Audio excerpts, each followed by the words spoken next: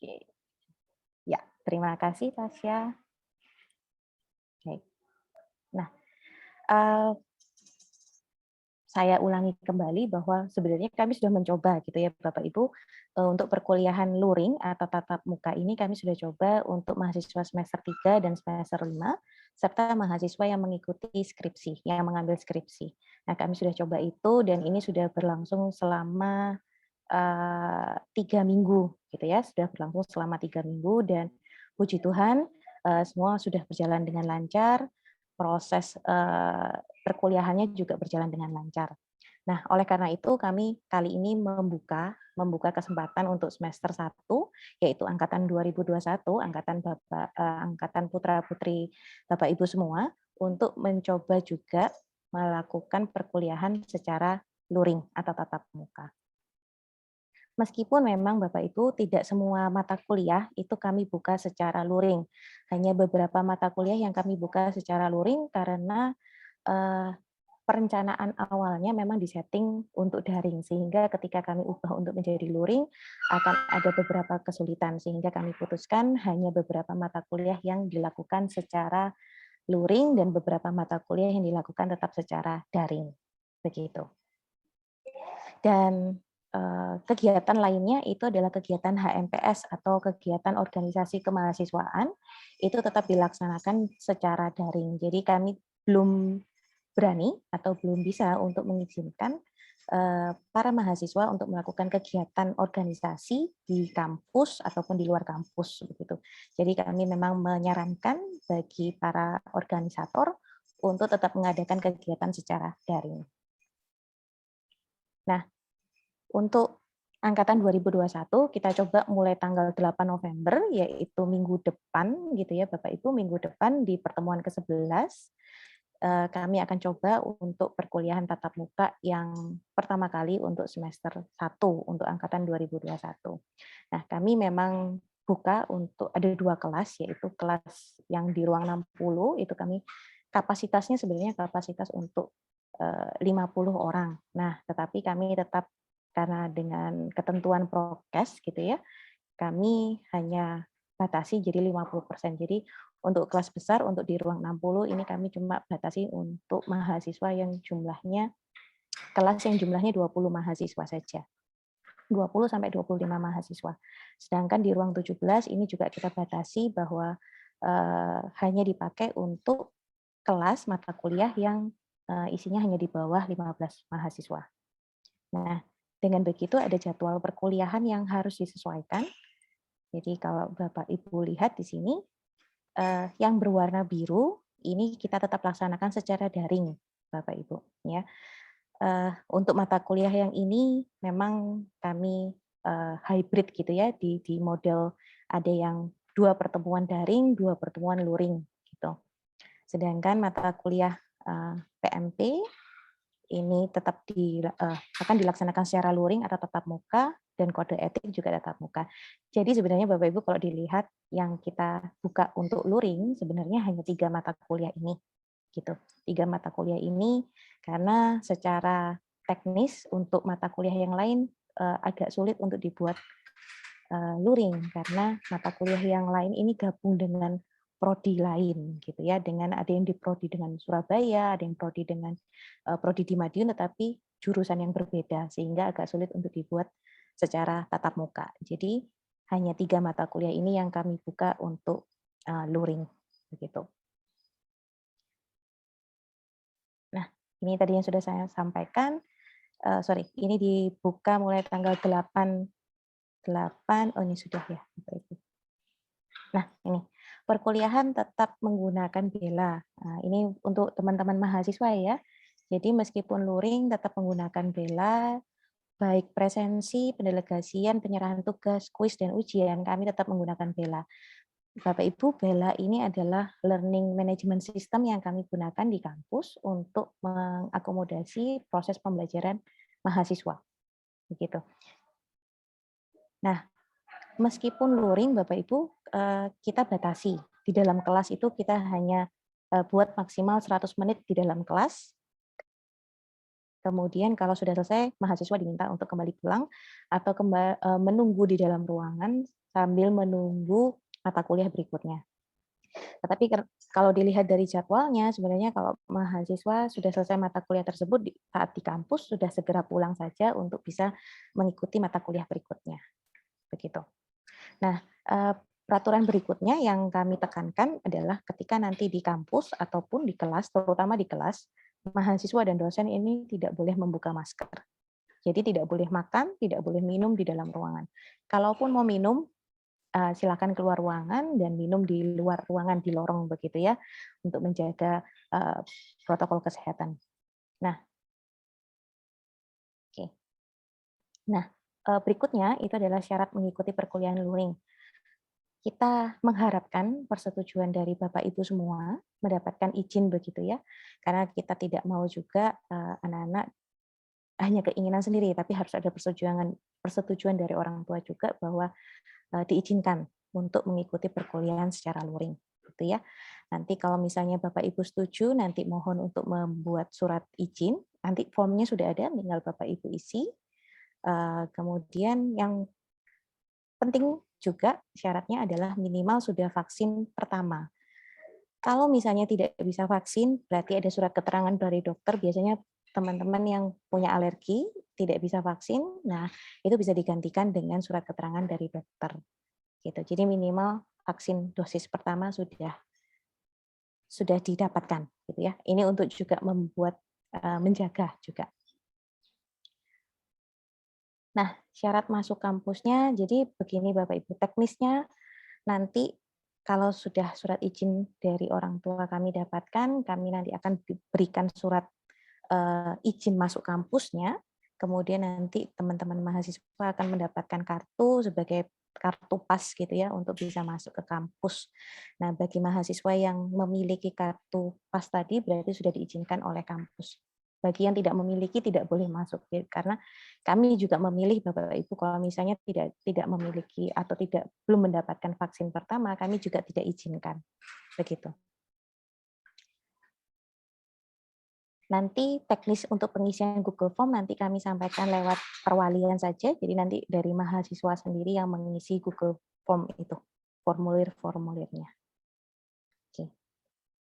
Nah, kami cukup ketat juga Bapak Ibu untuk protokol kesehatan. Jadi kami tidak sembarangan menerima tamu dari luar. Siapapun yang mau masuk kampus harus dengan seizin Kaprodi atau wakil dekan ataupun dari wakil rektor yang di kampus Kota Madiun gitu. Jadi para tamu yang mau datang harus H-1 minta izin dulu baru bisa ke kampus. Kalau tidak izin, kami tidak izinkan masuk gitu. Tidak bisa masuk ke kampus. Jadi kami cukup ketat untuk hal tersebut dan di kampus pun kami sudah sediakan fasilitas untuk protokol kesehatan seperti wastafel, kemudian sabun cuci, hand sanitizer di setiap ruangan kelas juga ada. Ya. Jadi ketika masuk kampus dipastikan sudah harus menggunakan masker dan kami selalu melakukan pengecekan suhu. Kalau lebih dari 37,2 derajat Celcius, biasanya kita minta tunggu dulu gitu ya, agak tenang dulu, mungkin kena panas gitu ya.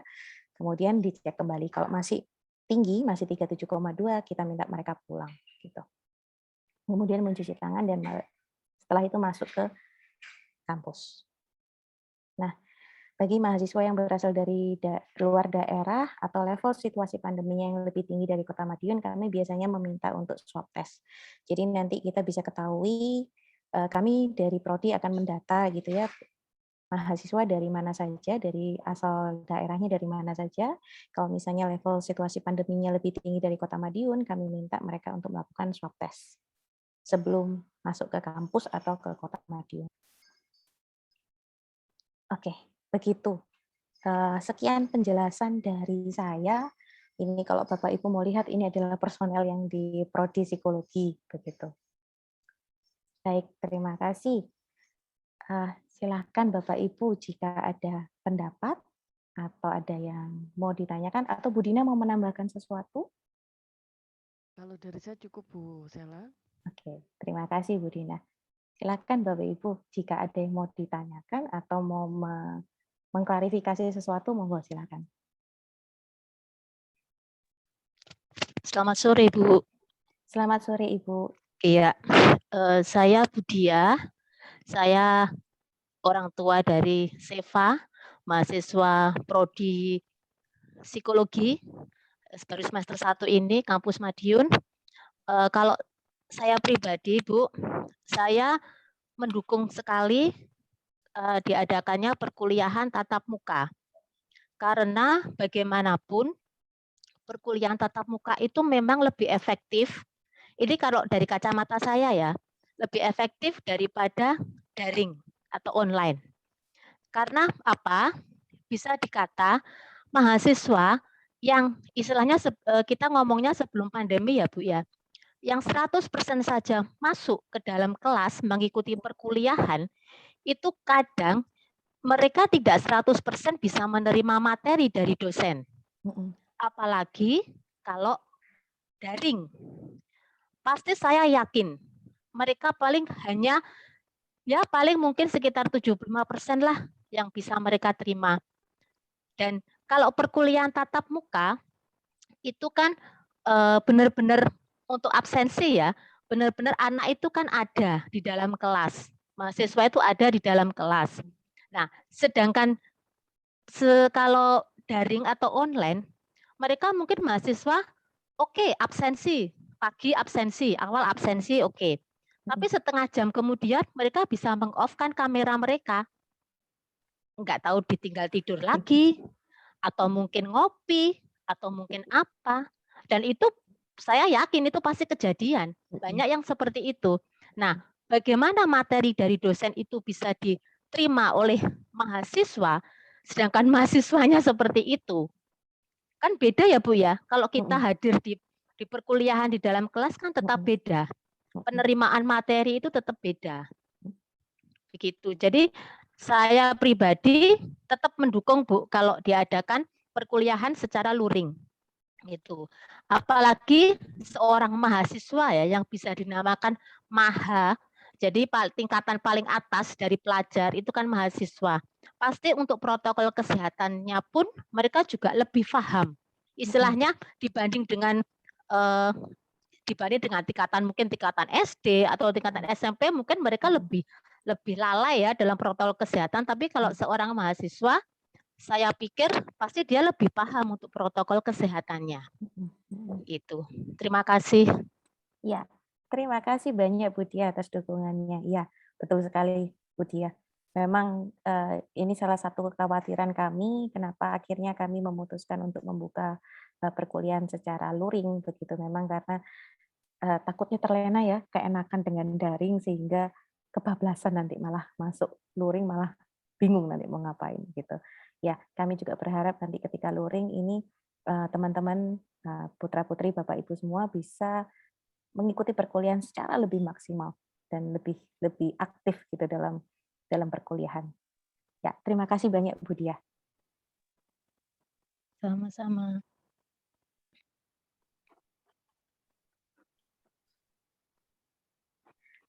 Oke, Bapak Yohanes, iya. Apakah benar ada kegiatan kerja kelompok dari mahasiswa kita di luar rumah? Iya, betul Bapak, memang ada kerja kelompok, mungkin ada beberapa mata kuliah begitu ya Bapak Ibu, yang memang ada penugasan kelompok begitu. Nah, ini biasanya kami memang menyarankan teman-teman mahasiswa untuk melakukan kerja kelompok itu secara online memang, tetapi kadang-kadang ya balik lagi tadi seperti yang dikatakan Budia, kadang-kadang online ini enggak enak ngobrolnya gitu ya, diskusinya. Sehingga memang mungkin keputusan teman-teman sendiri untuk akhirnya bertemu secara offline untuk mengerjakan tugas kelompok tadi, begitu. Memang ada beberapa tugas kelompok sih, Bapak, di mata kuliah kami yang memang bukan pekerjaan individu, jadi memang harus menugaskan untuk bekerja bersama begitu. Nah, tapi kami selalu ingatkan untuk protokol kesehatannya, begitu sih. Semoga menjawab Bapak Yohanes.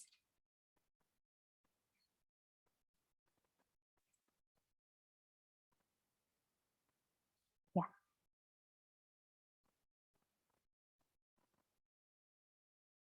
Mungkin bagi Bapak Ibu yang masih putra-putrinya masih di luar Madiun, kalau misalnya dengan keputusan ini, dengan pemberitahuan yang cukup mendadak, tidak apa-apa Bapak Ibu. Ini kami tidak mewajibkan dahulu untuk luring, kami uji coba dulu. Kalau misalnya ini masih di luar kota, di luar pulau, mungkin nanti bisa dipersiapkan untuk semester 2. Karena harapan kami di semester 2 sudah bisa full luring, begitu. Jadi mungkin bisa dipersiapkan pertama kosnya, kemudian perjalanannya ya, untuk dari tempat sekarang sampai ke Madiun itu butuh berapa lama. Nah, itu mungkin bisa dipersiapkan jauh-jauh hari. Gitu. Jadi kalau untuk kali ini tidak bisa mengikuti secara luring, tidak apa-apa, kami tidak paksakan itu. Jadi kita lihat kondisinya teman-teman juga. Begitu.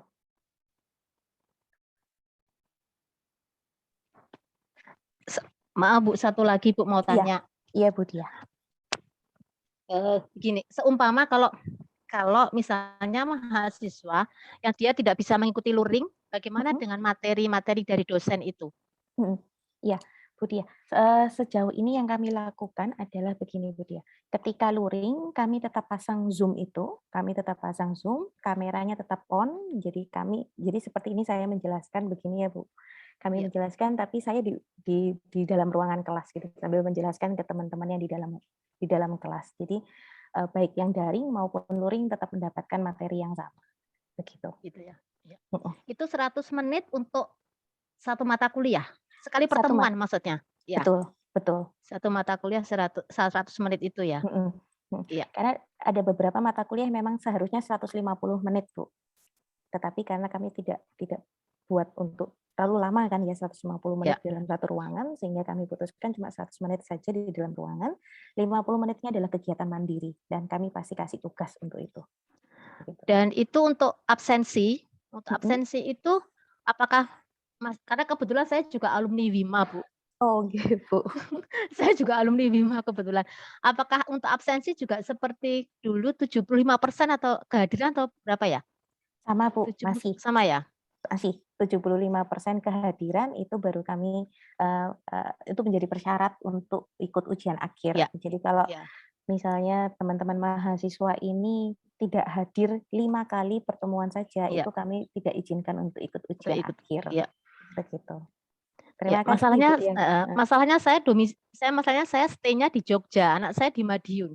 Oh, jadi begitu. setiap hari saya harus mantau. Jadi masih aman kok Bu Seva. Makanya itu. Iya. Di mata kuliah aduh. Aman kok Bu. Di mata kuliah saya, Bu Dina rasanya aman kok ya. Oh, puji Tuhan. Nanti di sini kan saya ikut membantu. Saya kan di sini jadi gantinya Ibu. Oh iya, Bu Dina wali dosennya ya? Iya, betul. Oh iya. Ya, terima kasih kalau begitu. Iya, terima kasih Bu Dia. Bapak Ibu jangan sungkan-sungkan gitu ya, kok mau menanyakan tentang putra-putri Bapak Ibu, bisa menanyakan ke saya atau ke Bu Dina langsung. Nanti nomornya bisa minta ke putra-putri Bapak Ibu. Mereka pasti punya kok. Begitu.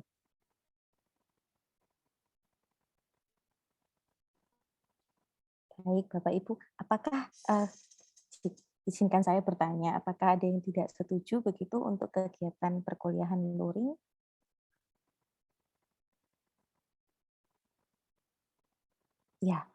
Ya, betul Pak Yohanes. Kita perlu untuk tetap aware gitu ya, tetap menyadarkan ke anak-anak juga ke putra-putri Bapak Ibu untuk tetap menjaga protokol kesehatan, karena untuk bisa terhindar gitu ya, terhindar dari virus ini semula juga dari kita sendiri gitu ya, harus bermula dari kita sendiri bagaimana menjaga protokol kesehatan. Jangan nanti ketika di kampus karena nggak ada orang tua terus lost malahan gitu ya. Jadi memang kita wajib gitu ya, wajib untuk terus mengingatkan tentang protokol kesehatan. Ya. Bapak Ibu, sekedar informasi, kami cukup ketat untuk itu. Jadi kalau misalnya ada teman-teman mahasiswa yang bergerombol begitu di kampus, satpam kami akan menegur, atau siapapun dosen dan karyawan yang menemui akan menegur itu. Kemudian kalau tidak pakai masker, kami juga tidak izinkan begitu. Mungkin untuk amannya Bapak Ibu, kalau untuk minum, makan bisa di rumah saja gitu ya. makan bisa di rumah karena teman-teman ini kan kuliahnya cuma 3 tuh yang luring. Jadi makan bisa ditunda lah, ya, ditunda di rumah, nanti minum boleh dibawa, gitu, supaya menghindari penularan itu saja.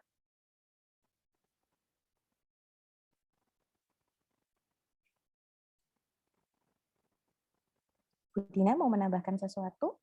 Cukup Bu Sela. Oke, baik. Baik Bapak Ibu, kalau memang tidak ada, oke. Oh ya, betul betul. Betul Pak Yohanes. Ini ada masukan dari Pak Yohanes. Kalau memang misalnya sakit gitu ya Bapak Ibu, yang sadar dengan kondisinya putra-putri, kalau memang sakit, jangan dipaksakan untuk masuk. Gitu.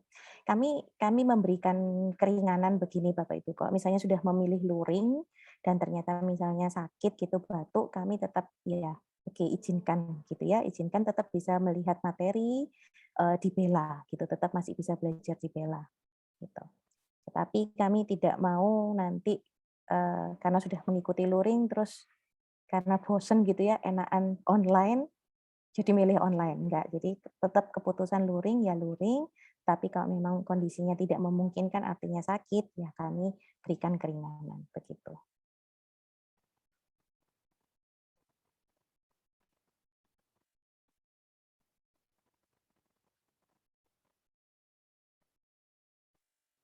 Baik, Bapak Ibu, kalau tidak ada pendapat atau tanggapan lainnya, kita boleh akhiri pertemuan hari ini. Nanti untuk langkah selanjutnya nanti kami share di grup perwalian, gitu ya, untuk langkah-langkah apa yang harus diambil untuk persetujuan perkuliahan luring ini. Begitu. Baik, terima kasih banyak Bapak Ibu semua atas waktu yang diberikan. Selamat sore. Selamat sore. Selamat sore. Selamat Terima sore. kasih. Terima kasih, Pak.